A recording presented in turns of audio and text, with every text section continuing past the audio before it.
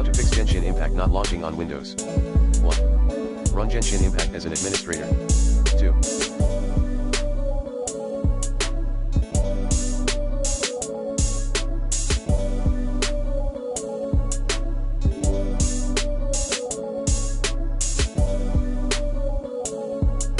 Update your graphics driver using the recommended Avast driver updater in this video guide.